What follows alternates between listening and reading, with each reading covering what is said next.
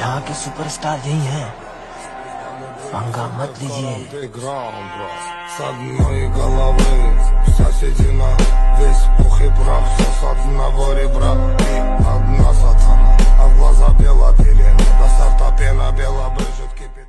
आणि त्यांना आज कळलं असेल की टायगर अभी जिंदा है आणि आज त्यांना कळेल की अभी भी पिक्चर बाकी है। क्या बोलती पब्लिक? आएगा लोगों के जरा अभी चली नहीं होगा कोणी किसी भी करू दे